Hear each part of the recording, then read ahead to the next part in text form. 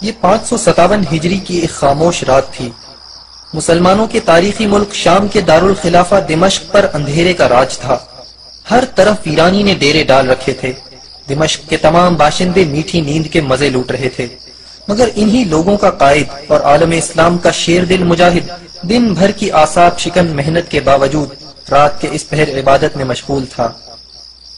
یہ امیر المؤمنین حضرت نور الدین زنگی رحمہ اللہ تھے، جو حسب معمول تہجد ادا کر رہے تھے۔ تہجد سے فارغ ہو کر نور الدین زنگی رحمہ اللہ تعالی آرام کی غرض سے بستر پر لیٹے اور ان کی آنکھ لگ گئی۔ ابھی آنکھ لگے چند ساعتیں گزری تھی کہ انہیں ایک روح افزا منظر دکھائی دیا۔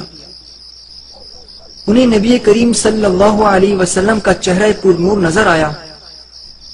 ایک مومن کے لیے نبی کریم صلی اللہ علیہ وسلم کے دیدار سے زیادہ بڑھ کر اور کیا سعادت ہو سکتی ہے؟ اور یہی اعزاز نور الدین زنگی رحمہ اللہ تعالیٰ کو اس رات حاصل ہوا۔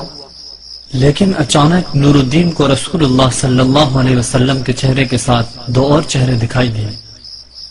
یہ دو عمر رسیدہ افراد کی صورتیں تھیں جو اسلامی لباس میں ملبوس تھے، اور ان کے چہروں پر داڑیاں بھی تھیں، مگر ان کی شکلیں مکروہ تھیں، اور ان کے چہرے پر نور کی بجائے تاریکی اور بے رونقی چھائی ہوئی تھی۔ سلطان نور الدین ابھی ان دونوں آدمیوں کو دیکھ ہی رہے تھے کہ سرور کائنات رسول اللہ صلی اللہ علیہ وسلم کے یہ الفاظ سلطان کی سماعتوں سے ٹکرائے: ان کے شر سے ہماری حفاظت کا انتظام کرو۔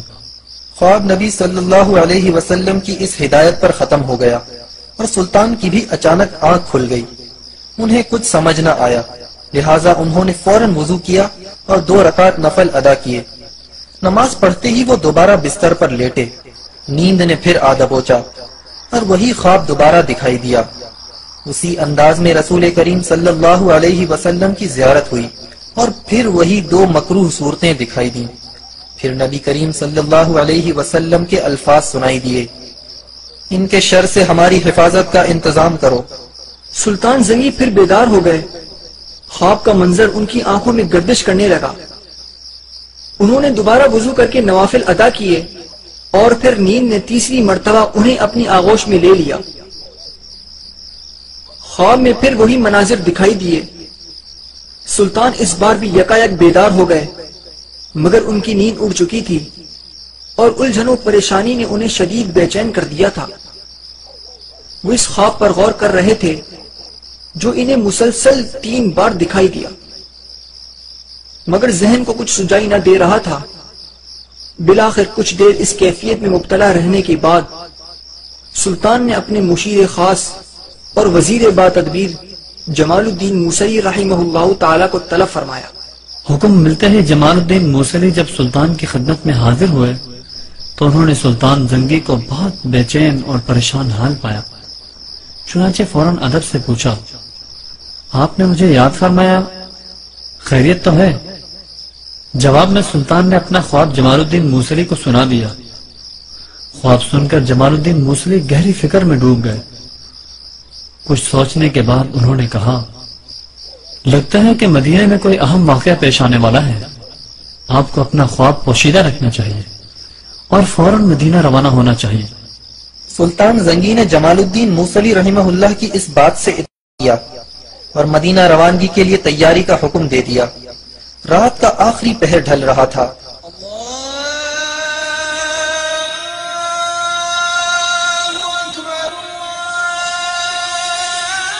اور دمشق کی فضائیں اس وقت فجر کی آذان سے گونج رہی تھیں۔ سلطان اپنی خوابگاہ سے نکلے، جمال الدین کے ساتھ فجر کی نماز ادا کی، اور سورج طلوع ہونے سے پہلے ہی مدینہ منورہ کی جانب روانہ ہو گئے۔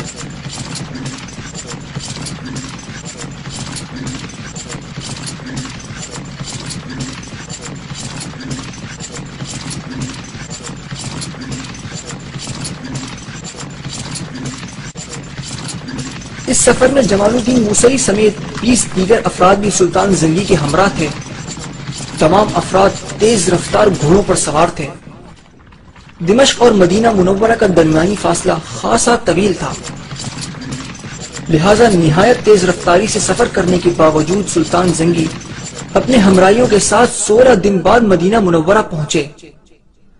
شہر کے باہر سلطان زنگی نے غسل کیا۔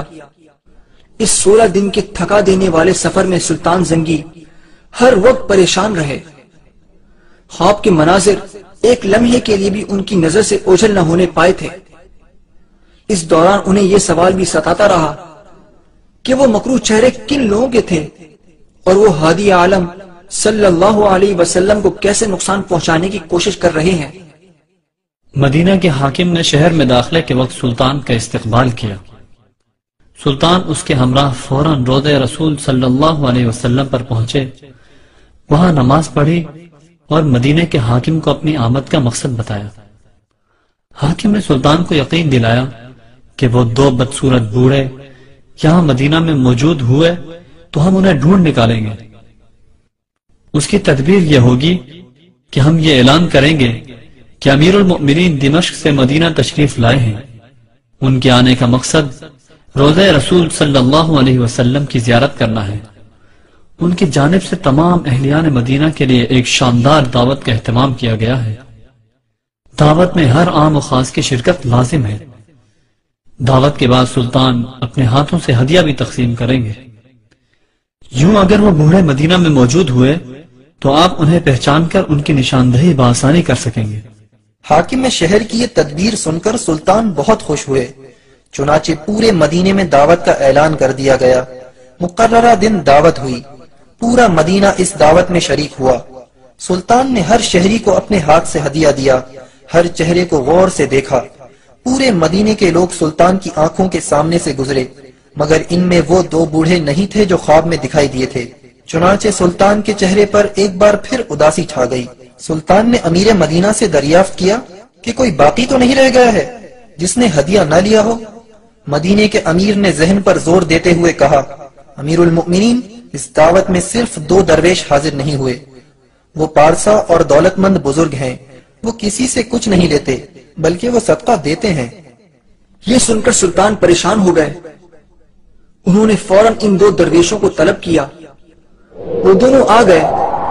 سلطان نے جب نظر اٹھا کر دیکھا تو یہ بالکل وہی بوڑھے تھے جن کی جانب خواب میں اشارہ کیا گیا تھا۔ سلطان نے ان سے پوچھا کہ تم کہاں سے آئے ہو؟ تو وہ کہنے لگے، ہم دیار مغرب سے حج کرنے آئے تھے۔ سلطان نے انہیں گھورتے ہوئے پوچھا، سچ سچ بتاؤ؟ تو دونوں نے پھر وہی جواب دیا۔ تو سلطان نے حاکم مدینہ سے پوچھا، یہ دونوں کہاں ٹھہرے ہوئے ہیں؟ یہ دونوں بڑے سخی اور عابد بزرگ مشہور تھے، ہر صبح جنت البقیع کی زیارت کو جاتے تھے، روضہ اقدس پر سلام عرض کرتے تھے۔ سلطان جب ان کی رہائش گاہ پر پہنچے اور جائزہ لیا تو وہاں بہت سا مال، قرآن مجید کے چند نسخے اور چند نصیحت کی کتابیں پڑی تھی۔ ایک چٹائی بھی موجود تھی۔ سلطان چٹائی کی جانب بڑھے تو ان دونوں بوڑھوں کا رنگ اڑ گیا۔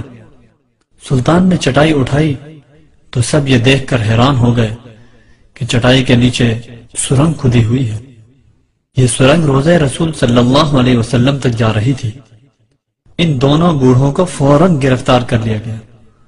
دونوں نے جو درویشی کا نقاب اوڑھ رکھا تھا اب وہ اتر چکا تھا۔ تھوڑی سی مار کے بعد ان دونوں نے اقرار کر لیا کہ وہ عیسائی جاسوس ہیں اور انہیں ایک سازش کے تحت عیسائی حکمرانوں نے یہاں بھیجا تھا۔ منصوبہ یہ تھا کہ ان کے ذریعے روضہ رسول صلی اللہ علیہ وسلم تک ایک سرنگ کھدوا کر آن حضرت صلی اللہ علیہ وسلم کے جسم مبارک کو چرا لیا جائے، نعوذ باللہ۔ دونوں نے یہ بھی تسلیم کیا کہ وہ رات کو سرنگ کھودتے تھے اور مٹی چمڑے کے تھیلوں میں ڈال کر قبرستان میں پھینک دیتے تھے، اسی لیے روضہ رسول صلی اللہ علیہ وسلم کے قریب رہائش اختیار کی تھی۔ دونوں عیسائی سرنگ کھودتے کھودتے حضرت عمر فاروق رضی اللہ عنہ کے مدفن تک پہنچ چکے تھے۔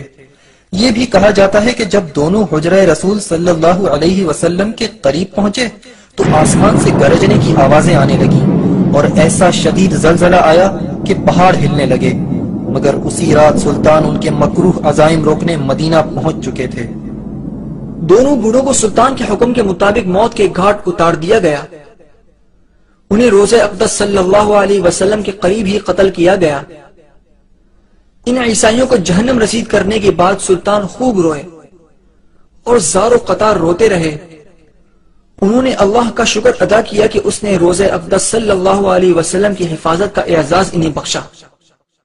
یہ سب کرنے کے بعد سلطان نے روضہ اقدس صلی اللہ علیہ وسلم کی دیواروں کے ارد گرد ایک خندق کھدوائے۔ یہ خندق اتنی گہری تھی کہ زمین سے پانی پھوٹنے لگا۔